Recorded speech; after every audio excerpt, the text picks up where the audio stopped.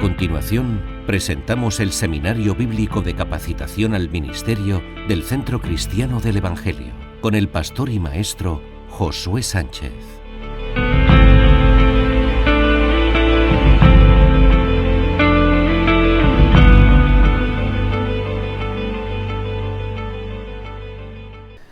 Saludos mis hermanos, que el Señor os bendiga. Ya estamos de vuelta después de un largo verano. Hemos tenido ahí prácticamente 2 meses de parón para descansar, para coger fuerzas, por lo menos los que han podido.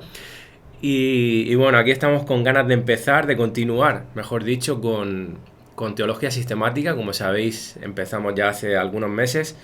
Hemos estado viendo sobre todo una parte de lo que es la teología sistemática, que fue teología propia, es decir, la doctrina acerca de Dios mismo, como veis aquí en pantalla, de cómo es Él, de sus atributos, de su esencia, de su voluntad, de su providencia, que fue la última lección que vimos.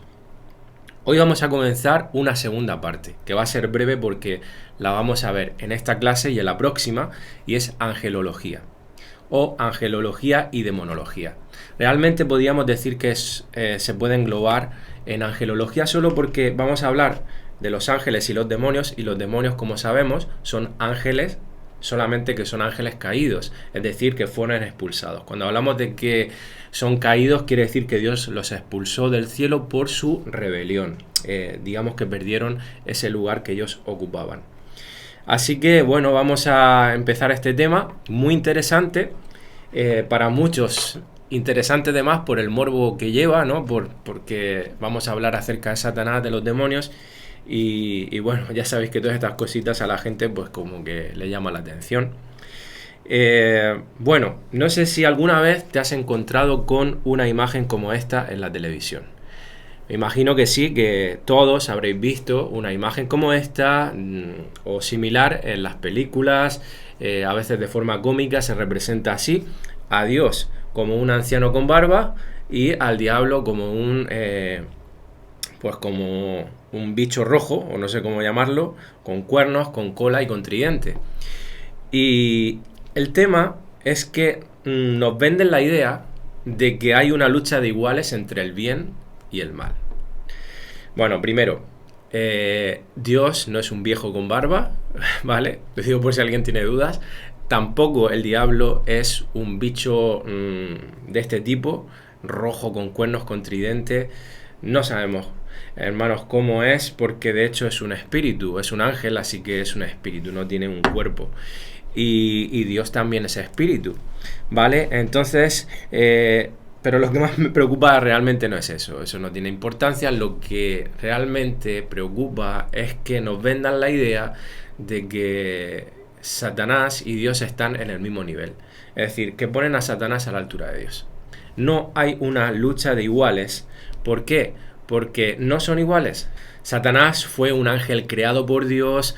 Satanás no ha evolucionado ni ha adquirido más poder del que Dios le dio en un principio cuando lo creó. Por lo tanto, no es una lucha en absoluto de iguales. Pensar eso es una absoluta barbaridad que puede derivar en una teología errónea y también en una praxis errónea, es decir, que en la vida práctica de un cristiano, debido a esta creencia de que Satanás es igual de poderoso que Dios, o incluso a veces más poderoso, lo pintan de esa manera porque muchas iglesias predican y enseñan de manera que parece que Satanás está por encima de Dios, pues eso obviamente afecta a nuestra vida, a nuestra forma de vivir.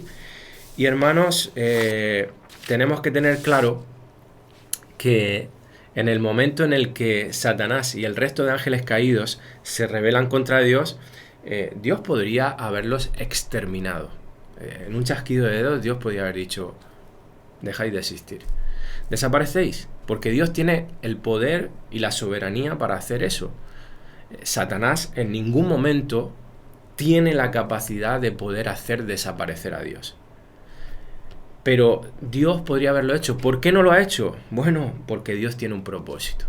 A nuestras mentes quizá nos resulte algo chocante, algo incomprensible, pero tenemos que estar confiados en que Dios está haciendo lo mejor.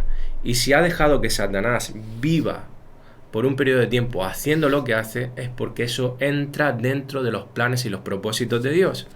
A mí me gusta representar pues lo que sucede con Satanás con esta imagen que veis en pantalla, en donde veis que hay un perro que está furioso, un perro de estos que son peligrosos, en este caso es un pastor alemán, pero que está atado con una correa. Es decir, el dueño lo tiene cogido por el cuello con la correa, y así mismo yo veo a Satanás. Satanás está atado como un perro con una correa. ¿Por qué? Porque Satanás opera dentro de la permisividad de Dios. Es decir, Satanás no puede hacer más de lo que Dios le permite que haga. Él actúa bajo unos límites, dentro de unos límites que Dios le establece, y aunque son cosas malvadas, pero el Señor lo permite con un propósito. Hermanos, algún día lo entenderemos. Tenemos el consuelo, hermanos, y la confianza plena de que su derrota completa llegará pronto, hermanos. Es segura, es cercana. Sabemos, porque la Escritura nos dice que Satanás ya está vencido, que le espera ese final y que, bueno, pues que le espera ese día del juicio final, como a todos aquellos que no creen en el Señor. Bueno, esta escena en el libro de Job es muy reveladora al respecto de todo esto que estoy hablando. Quiero fundamentarlo bíblicamente y quiero que vayamos a Job capítulo 2, versículos 1 al 6. Fijaros lo que dice aquí las Escrituras. Y dice aquí: aconteció que otro día vinieron los hijos de Dios, y entre paréntesis he puesto una aclaración aquí de que esta es una manera en que la Biblia menciona a los ángeles en ocasiones, como hijos de Dios. Aparte de a nosotros, a su iglesia, a los nacidos de nuevo, también le da ese título también a los ángeles en ocasiones. Dice que vinieron para presentarse delante de Jehová, y Satanás vino también entre ellos, presentándose, fíjate, presentándose delante de Jehová, y dijo Jehová a Satanás: ¿de dónde vienes? Es decir, Satanás se debe a Dios, tiene que rendirle cuentas a Dios, no puede hacer nada si Dios no le da permiso. Respondió Satanás a Jehová y dijo: de rodear la tierra y de andar por ella. Y dice: y Jehová dijo a Satanás: ¿no has considerado a mi siervo Job, que no hay otro como él en la tierra, varón perfecto y recto, temeroso de Dios y apartado del mal, y que todavía retiene su integridad, aun cuando tú me incitaste contra él para que lo arruinara sin causa? Respondiendo Satanás dijo a Jehová: piel por piel, todo lo que el hombre tiene dará por su vida. Pero extiende ahora tu mano y toca su hueso y su carne, y verás si no blasfema contra ti en tu misma presencia. Y Jehová dijo a Satanás: he aquí, él está en tu mano, mas guarda su vida. ¿Ok? Si os fijáis, es el Señor el que le da permiso de tocar la vida de Job. Entonces, hermanos, nos damos cuenta de que Satanás no puede hacer más de lo que Dios le permite. Él tiene unos límites, tiene que pedirle permiso para hacer ciertas cosas, y como hemos visto, como acabamos de decir, Dios lo concede, con un propósito, con un fin, ¿vale? Cuando permite que toque la vida de Job, es porque al fin de todo eso que le va a acontecer a Job, esto lo va a llevar a un nuevo nivel de conocimiento de la persona de Dios. Y de la misma manera, hermanos, Satanás no puede tocar tu vida ni la mía sin el permiso de Dios. Y eso debe de traernos, hermanos, muchísima tranquilidad. Fíjate lo que dice también en Lucas capítulo 22, versículo 31. Dice que dijo también el Señor Jesús: Simón, Simón, es decir, Pedro. Esta es la situación en la que justo antes de ser apresado Cristo, antes de ser llevado a la cruz, Él les advierte lo que iba a suceder y le dice: Simón, Simón, es decir, Pedro, he aquí Satanás os ha pedido para zarandearos como a trigo. Os ha pedido quiere decir que ha tenido que pedir permiso. O sea, él no podía zarandearos como a trigo si no pidiera permiso. Entonces, nuevamente lo vemos aquí, no solamente es algo que vemos en el Antiguo Testamento, sino también en el Nuevo Testamento y en las mismas palabras de Jesús. Esta es una realidad espiritual que tenemos que entender. Satanás no puede operar más allá de los límites que Dios le pone. Así que, hermanos, Satanás es un instrumento en las manos de Dios para cumplir sus propósitos. Dicho todo esto, hermanos, la triste realidad de la Iglesia mundial actual le da un lugar tan elevado a Satanás que parece que Satanás lucha de tú a tú con Dios.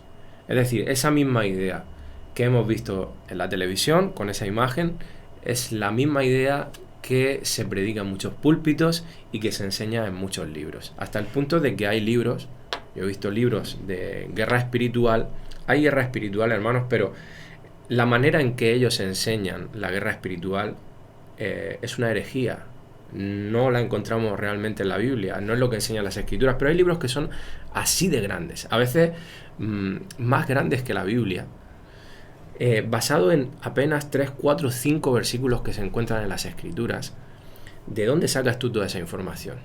Hay una cantidad de invención humana ahí tremenda, cosas sacadas de contexto, cosas que se imagina la gente, y al final están centrando toda la enseñanza y todo el púlpito, toda la predicación y la temática en Satanás, en los demonios.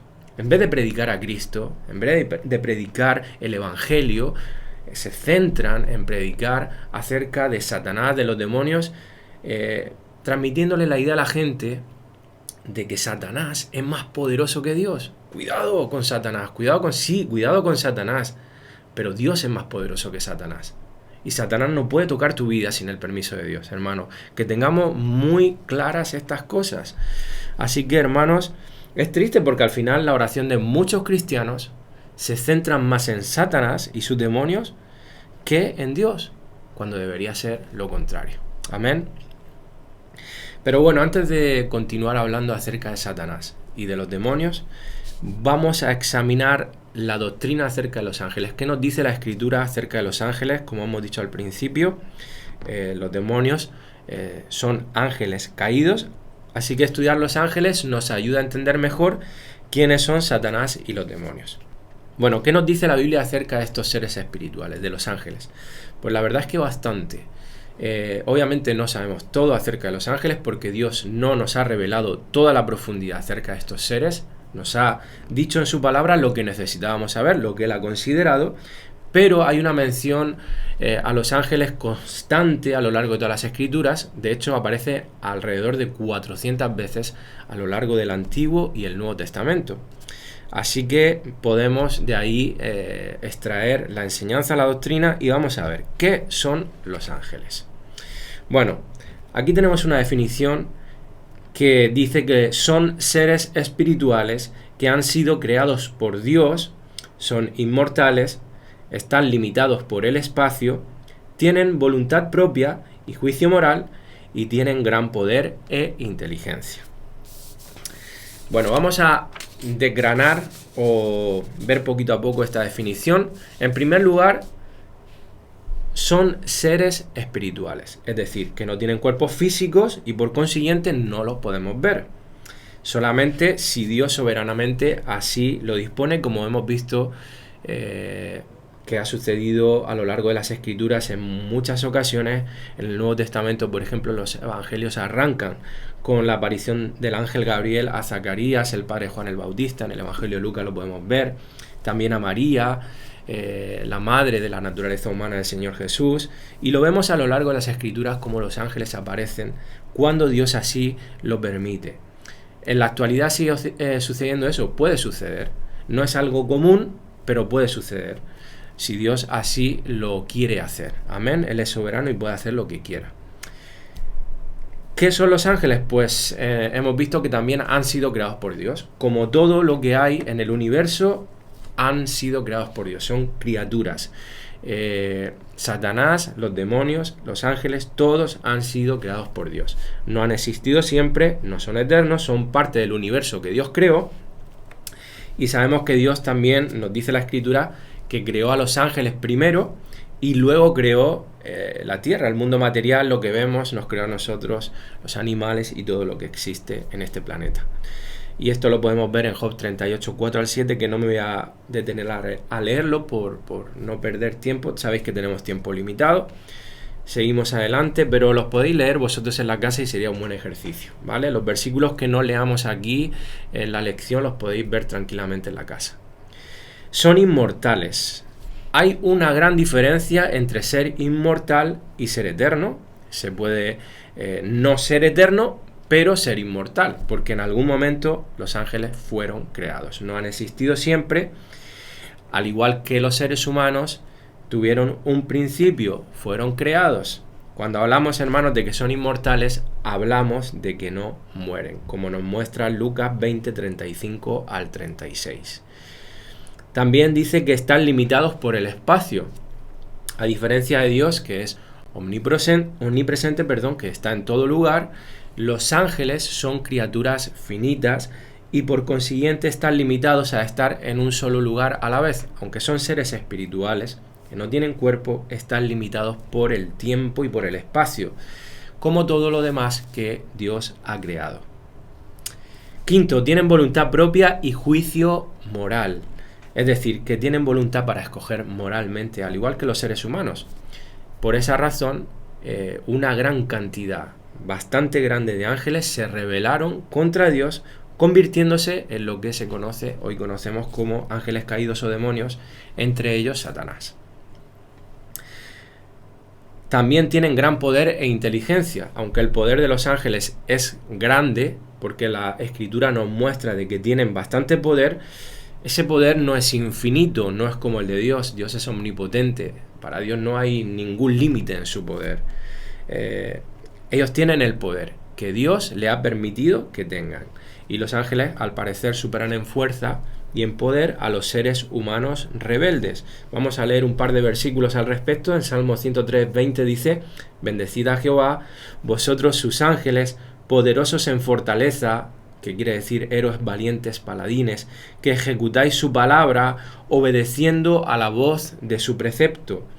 Y en el versículo de 2 de Pedro 2.10 dice: respecto a los humanos, atrevidos y contumaces, no temen decir mal de las potestades superiores, mientras que los ángeles, que son mayores en fuerza y en potencia, no pronuncian juicio de maldición contra ellas delante del Señor. Fijaros que dice que son mayores en fuerza y en potencia. ¿Veis? Por lo tanto, hermanos, estas son las características de los ángeles, esta es la definición, y estas mismas características son la de los demonios. Por lo tanto, cuando estudiemos los demonios en la siguiente clase, porque hoy no va a dar tiempo, son las mismas características para ellos, ¿vale? ¿Por qué? Porque son ángeles caídos. Y esto mismo se podría aplicar a Satanás. Por lo tanto, podemos aplicar, hermanos, que Satanás no puede estar en todo lugar, solamente en un lugar a la vez, y como hemos dicho al principio, aunque tiene gran poder e inteligencia, no es omnipotente, ese poder e inteligencia es limitado. Amén. Bueno, ¿cuántos ángeles hay? Pues la Escritura nos dice que hay multitud de ángeles, millares de millares, millones de ángeles. Nosotros no los vemos, hermanos, pero si Dios en algún momento nos abriera los ojos y pudiéramos ver el mundo espiritual, nos quedaríamos completamente sorprendidos. En Apocalipsis 5:11 dice: «Y miré y oí la voz de muchos ángeles alrededor del trono y de los seres vivientes y de los ancianos, y su número era millones de millones, es decir, era una cantidad que casi no se podía ni contar». El rango y el orden entre los ángeles. Esta es otra cosa que la Escritura nos muestra, de que dentro de los ángeles hay un rango y un orden de autoridad. Aunque la Biblia no es muy específica al respecto, pero sí nos los deja ver, por ejemplo, cuando habla de arcángeles. Porque esa palabra implica un mayor rango de autoridad o de poder entre los ángeles. La Biblia nos habla de que hay arcángeles y concretamente menciona a uno de ellos por nombre, que es Miguel. Tradicionalmente se ha creído que se cree que hay más arcángeles, y posiblemente los haya, no lo sabemos, porque la Biblia no dice nada al respecto, pero tradicionalmente se ha creído que Miguel, Gabriel y Lucifer eran arcángeles. Lo cierto es que el único que menciona la Biblia como arcángel es Miguel. Dice en Judas 1:9: «Pero cuando el arcángel Miguel contendía con el diablo», no sigo leyendo el versículo, paso a otro versículo que también habla sobre él, dice en Apocalipsis 12:7: «Después hubo una gran batalla en el cielo, Miguel y sus ángeles luchaban contra el dragón, y luchaban el dragón y sus ángeles». Claro que dice «y sus ángeles», es decir, era como su ejército, ¿vale? Él estaba con un rango de autoridad mayor que el resto de ángeles, luchaban contra el dragón que era el diablo. Y fijaros que dice, luchaban el dragón y sus ángeles. Fijaros que aquí en vez de demonios dice ángeles. ¿Por qué? Porque son ángeles caídos. Bueno, respecto al otro ángel que se menciona por su nombre personal, que es Gabriel, en ningún momento se dice que sea arcángel. ¿Puede serlo? Sí, pero no lo dice la Escritura. Es el que le anuncia el nacimiento de Juan el Bautista a sus padres y del Señor Jesús también. Pero en ningún momento se dice que sea arcángel, y tampoco esto es que sea muy relevante, honestamente, pero lo cierto, hermanos, es que lo quería sacar a relucir porque nos damos cuenta de que cómo abrazamos a veces cosas como verdad que ni siquiera están en las Escrituras y ni siquiera las hemos contrastado, simplemente las hemos dado por verdad, o sea, las hemos abrazado. A veces son cosas pequeñas e insignificantes como estas, pero a veces, hermanos, son cosas bastante relevantes, bastante importantes. Tenemos que examinar las Escrituras, como los de Berea. Como dice que los de Berea, cuando vino Pablo y les habló, ellos examinaron lo que Pablo les dijo. Hermano, esa tiene que ser nuestra actitud siempre. No una actitud de desconfianza, pero sí una actitud de pasar la enseñanza por la autoridad de la palabra para ver si eso es cierto o no es cierto. Y es muy bueno, hermanos, hacer el ejercicio constante, periódico, de reexaminar si lo que creemos se ajusta a las Escrituras o simplemente son cosas que nosotros hemos creído porque nos las enseñaron así, por la tradición, por lo que sea, y las hemos adoptado y ni siquiera hemos visto y las hemos contrastado en las Escrituras. Bueno, aparte del título de arcángel, vemos rango y orden entre los ángeles, pues con otros títulos de seres angelicales que aparecen en las Escrituras, como son los querubines y los serafines. Bueno, no podemos saber con total certeza de si este título se refiere a autoridad de rango o simplemente que naturalezas son diferentes, tienen algunas diferencias con otros seres angelicales. Pero lo que sabemos de los querubines en las Escrituras es lo siguiente. Bueno, que se le dio la tarea de guardar la entrada al huerto en el Edén, eso lo vemos al principio en Génesis capítulo 3. Frecuentemente se dice que Dios mismo tiene su trono entre querubines en el cielo. Sobre el arca del pacto vemos en el Antiguo Testamento que había dos figuras de oro sobre el propiciatorio, que eran querubines con alas extendidas. Y allí fue donde Dios prometió ir a morar entre su pueblo. Esto lo veis en Éxodo 25 por si queréis leerlo, que sería bueno también que lo leáis. Bueno, también se cree que en Ezequiel 28:14, cuando dice tú, querubín grande protector, se refiere a Lucifer, a Satanás. Así que se deduce que Satanás era un querubín, no un arcángel. Serafines. Los serafines se mencionan solamente en Isaías capítulo 6, versículos 2 al 7, en donde continuamente ellos adoran al Señor y claman los unos a los otros diciendo: Santo, santo, santo es el Señor Todopoderoso, toda la tierra está llena de su gloria. Es lo único, hermanos, que sabemos acerca de los serafines. No hay más revelación, pero quería mostrarlo para que sepáis pues que hay un rango, que hay diferentes tipos de ángeles, etcétera. Y que Satanás, pues, según nos indica Ezequiel 28:14, era un querubín. Los ángeles, hermanos, también nos muestran las Escrituras que tienen diferentes funciones y todas ellas, por supuesto, determinadas por Dios. Entre ellas comunican mensajes de parte de Dios, como vemos en Hechos 8:26. Ejecutan juicios divinos cuando Dios así lo determina, como en el segundo libro de Crónicas 32:21. También combaten contra las fuerzas demoníacas, como hemos visto ya en algunos versículos. Ministran y protegen a los creyentes. Dios ha puesto a los ángeles para protegernos, para ministrarnos. No sabemos exactamente cómo, hermanos, pero bueno, uno puede deducir de que muchas veces en situaciones de peligro y cosas que ni nosotros nos imaginamos, Dios quizás ha salvado nuestra vida, pues a través de ángeles, no lo sabemos. pero esto parece ser que es lo que hacen los ángeles. También hay una lucha espiritual que no vemos y están ahí los ángeles ministrando y ayudándonos. Hebreos 1:14, Salmo 91, Mateo 18:10 hablan acerca de todas estas cosas. Y también los ángeles vemos que sirven y alaban a Dios en su presencia, como hemos leído también hace un momento en Isaías. También tenemos mención a ello en Lucas capítulo 2, versículo 13 al 14. Bueno, continuamos, hermanos, y vemos que los ángeles muestran la grandeza del amor que Dios tiene por los seres humanos y su plan para nosotros.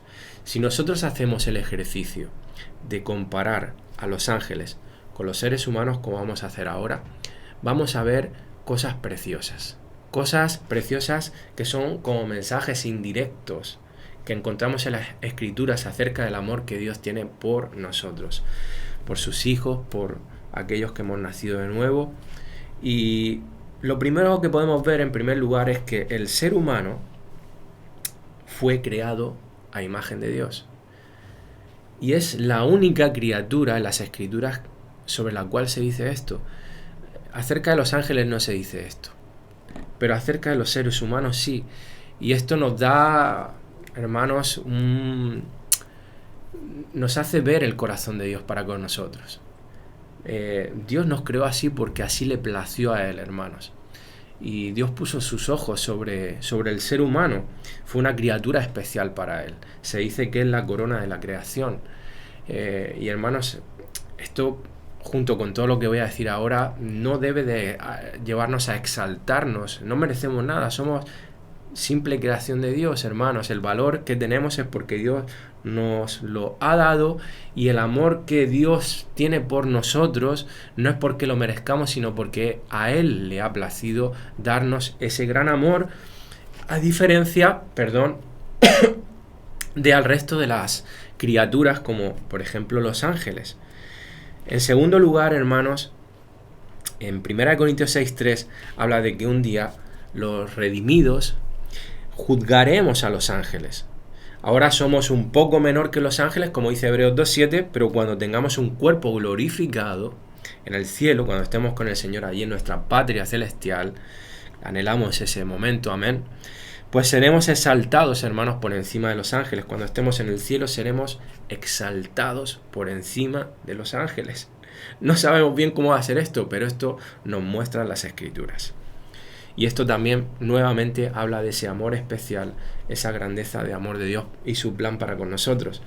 En tercer lugar, los ángeles nos sirven, hermanos, a los redimidos, a la iglesia, como hemos visto en esas funciones que ellos tienen, que Dios les ha determinado. Ellos nos sirven y nos ministran. También, en cuarto lugar, Dios decidió perdonar y redimir a su iglesia. Aquí hay algo muy importante, hermanos. Posiblemente este sea el factor que más nos muestra el amor de Dios para con nosotros cuando nos comparamos con los ángeles. El hecho de que aunque muchos ángeles pecaron, se rebelaron contra Dios, y Dios decidió no perdonar a esos ángeles. Ellos recibieron juicio, condenación, y eso es irreversible. No tienen oportunidad de ser redimidos, es decir, no salvó a ninguno de ellos. En cambio, hermanos, nosotros, habiéndonos rebelado contra Dios desde un principio, hermanos, Dios nos ha dado la oportunidad, nos ha socorrido, nos ha salvado y ha rescatado de entre todos los seres humanos, de todo pueblo, tribu, raza, nación, toda lengua, a un pueblo escogido, al que ha decidido redimir y manifestar no solamente su justicia, sino también su gracia, su misericordia. Hermanos, ningún ángel se podrá quejar de que Dios actuó injustamente para con ellos. Hermanos, sin embargo, para nosotros no solamente actuó con justicia, sino también con gracia y con misericordia. Y gloria a Dios por ello, hermanos, porque esto nos muestra grandemente ese amor tan maravilloso que Dios tiene para con nosotros. Hermanos, Dios podía haber dejado que nosotros siguiéramos la senda hacia la condenación eterna que habríamos escogido, pero decidió darnos el cielo, decidió darnos su casa, su herencia, su morada, para estar por siempre con Él y disfrutar eternamente de su persona. Hermanos, eso es maravilloso. Hermanos, eso es maravilloso. Hay un texto glorioso y sorprendente en Efesios capítulo 3, versículo 8 al 10, que dice: a mí, que soy menos que el más pequeño de todos los santos, está hablando Pablo, me fue dada esta gracia de anunciar entre los gentiles el evangelio de las inescrutables riquezas de Cristo, y de aclarar a todos cuál sea la dispensación del misterio escondido desde los siglos en Dios, que creó todas las cosas, para que la multiforme, este es el verso clave que quería resaltar, para que la multiforme sabiduría de Dios sea ahora dada a conocer por medio de la Iglesia, hermanos, a los principados y potestades en los lugares celestiales. Es decir, a los ángeles, hermanos, a los ángeles les es mostrada la multiforme sabiduría de Dios a través de la Iglesia. Esto es un texto impresionante. Lo que Dios hace con la Iglesia es darle una lección. Es como una escuela, una universidad para los ángeles. Ellos siguen aprendiendo de la sabiduría de Dios a través de la Iglesia. Esto es tremendo. Hasta el punto que Pedro dice, en 1 Pedro 1:12, a estos, está hablando de los profetas del Antiguo Testamento en el contexto, se les reveló que no para sí mismos, sino para nosotros, es decir, la Iglesia, administraban las cosas que ahora os son anunciadas por los que os han predicado el Evangelio, por el Espíritu Santo enviado del cielo. Fíjate lo que dice ahora: cosas en las cuales anhelan mirar los ángeles. Hermano, los ángeles están, vamos a decirlo coloquialmente, permitirme la expresión, están flipando. Los ángeles flipan, hermanos, cuando ven la Iglesia, lo que Dios está haciendo con la Iglesia. Los ángeles se asombran de lo que Dios ha hecho y sigue haciendo con su Iglesia, su amada escogida. Hermanos, nosotros tenemos una gracia especial de Dios como criaturas que no tienen los ángeles, y esto es tremendo. Esto nos muestra el gran amor de Dios para con nosotros. Y en quinto lugar, hermanos, solamente, y esto es precioso, hermanos, a mí esto me conmueve también mucho, solamente de nosotros se dice algo tan precioso como que somos su esposa, su amada.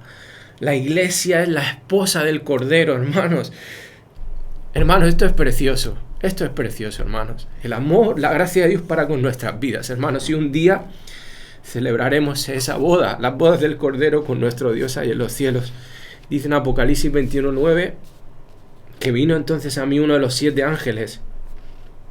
Disculpadme, hermanos, y habló conmigo diciendo: ven acá, yo te mostraré la esposa del Cordero. Anhelamos ese día, anhelamos las bodas del Cordero, un día en el que estaremos con el Señor por siempre, nuestro amado, la fuente de toda nuestra satisfacción y gozo. Como decía al principio, hermanos, todo esto no debe enaltecernos, hermanos, sino con una actitud humilde y de completa gratitud. Tenemos que alabar a Dios y glorificar su nombre por habernos amado y hecho tan especiales para Él. Soli Deo Gloria. Solamente a Dios sea la gloria. Y quiero terminar la clase de hoy, hermanos, viendo algunas cosas, unos pequeños detalles más que quiero aclarar acerca de los ángeles. Y en la próxima lección estaremos hablando detenidamente, hermanos, de Satanás y los demonios.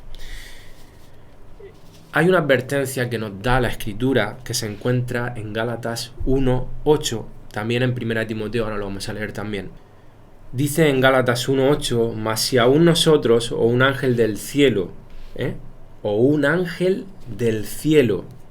os anunciare otro evangelio diferente del que os hemos anunciado, sea anatema, es decir, sea maldito. Eso quiere decir anatema.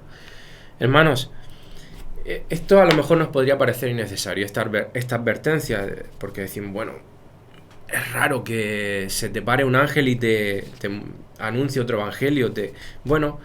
Sabemos que Satanás se viste como ángel de luz y tiene gran capacidad de engaño y engaña a personas y les hace creer un falso evangelio que luego ellos se enseñan y predican, y eso se extiende como la pólvora, hermanos. Y estas advertencias, por ejemplo, deberían impedir que un creyente se deje engañar, pues por ejemplo como la doctrina de los mormones. Sabéis que la iglesia mormona tiene un poder bastante grande en Estados Unidos. Solamente tenéis que ver la sede central. y la cantidad de mormones que ya hay en todo el mundo. Bueno, ¿sabéis cómo empezó la doctrina mormona, esta secta? Pues diciendo que un ángel llamado Moroni le habló a José Smith, que es el fundador de esa secta, y le reveló las bases de la religión mormona. Así que un ángel del cielo, anunciándole otro evangelio, dio lugar a una religión como la mormona, que ha engañado a miles y millones de personas que siguen engañados tristemente en la actualidad. Así que cuando cualquier evangelio nos es predicado por cualquier persona o por un ángel del cielo diferente al evangelio, al único evangelio que hay en las escrituras, desechemos eso, hermanos. No prestemos nuestros oídos a esos evangelios. Y no solamente no prestemos nuestros oídos, sino, hermanos, condenemos ese evangelio. Condenemos. Hablemos en contra de ese evangelio y prediquemos la verdad. Hermanos, dice en 1 Timoteo 4:1, pero el Espíritu dice claramente que en los postreros tiempos algunos apostatarán, es decir, negarán la fe, seguirán escuchando a espíritus engañadores y a doctrinas de demonios. Doctrinas de demonios, espíritus engañadores. Escucharán a espíritus, a demonios. ¿Por qué? Porque prestarán su oído a ello. Hermanos, esta es la realidad de nuestros días. Porque dice los postreros tiempos. Aquí lo veis, postreros tiempos. Estamos en los postreros tiempos. Después de la partida del Señor Jesús, ya estamos en los tiempos finales, los postreros tiempos. Y eso es lo que estamos viendo que ocurrió desde que el Señor ascendió, la iglesia fue fundada, la iglesia primitiva, hasta nuestros días. En ese periodo de 20-21 siglos que llevamos de historia, desde entonces, hermanos, ha sucedido ni más ni menos que lo que dice este versículo, y en estos tiempos especialmente lo vemos cada vez de manera mayor. Por último, quiero hacer un par de aclaraciones a algunas posibles confusiones que puede haber pues con respecto a, por ejemplo, cuando habla de quién es el ángel del Señor en las Escrituras, menciona acerca del ángel del Señor, no un ángel del Señor, sino él. Hay una gran diferencia entre una cosa y otra. Y la identidad precisa del ángel del Señor no es mencionada, no es proporcionada en la Biblia. Sin embargo, hay muchas claves importantes sobre su identidad. Y hermanos, parece que cuando usa el artículo definido él, es para especificar un ser único que está separado de otros ángeles. Bueno, como veis aquí en la diapositiva, el ángel del Señor habla como Dios, se identifica a sí mismo como Dios y ejerce las responsabilidades de Dios, cosa que no hacen el resto de ángeles. Es como un ser muy especial, diferente y separado. Cualquiera, hermanos, que sea el caso, ya sea que el ángel del Señor a veces se aparezca en una cristofanía, es decir, una aparición preencarnada de Jesucristo, o una aparición de Dios el Padre, una teofanía, como sucedió aquí con la zarza ardiente que veis en la imagen, a Moisés. Es muy probable, hermanos, que la frase el ángel del Señor identifique a una aparición física de Dios. A veces puede ser Cristo, a veces Dios mismo a través de algo, como por ejemplo esa zarza ardiente, ese fuego en esa zarza. Fijaros que le dice en Éxodo 3, 2 al 6, yo soy el Dios de tu padre. La zarza le habla a Moisés y le dice, yo soy el Dios de tu padre. Ahí tenemos una teofanía. Así que, hermanos, hay algo muy curioso, leyendo y estudiando acerca de este tema. Curiosamente, las apariciones del ángel del Señor cesaron después de la encarnación de Cristo. Los ángeles son mencionados numerosas veces en el Nuevo Testamento, pero el ángel del Señor nunca más es mencionado en el Nuevo Testamento después del nacimiento de Cristo. Y esto es bastante curioso. Esto es bastante curioso, hermanos. Bueno, una última pregunta y ya con esto cerramos, con esto terminamos. Una pregunta sencilla y a lo mejor pues algunos dirán, bueno, hermanos, ¿hay ángeles de la guarda o ángeles custodios personales? La menciono porque la tradición cree esto. La tradición católica enseña esto. La mayoría de personas creen que tenemos ángeles de la guarda personales. La Iglesia Católica más concretamente los titula o los menciona como ángeles custodios. Bueno, hermanos, no hay ningún texto bíblico convincente para apoyar esta idea. Así que no podemos decir y afirmar de que esto sea así. Sabemos que hay ángeles que nos protegen, que nos ministran, que nos ayudan, como el Señor nos muestra en su palabra, pero no que tengamos ángeles de la guarda personales, ¿vale? Simplemente traer un poquito de claridad al respecto de esto. Pues ya, hermanos, terminamos. En la próxima lección, hermanos, abordaremos, como os he dicho, el tema de Satanás y los demonios, y ya cerraremos con esta parte de angelología y demonología. Sin más, que el Señor os bendiga. Porque todo es de Él, y por Él y para Él, a su nombre sea la gloria, por la eternidad, amén.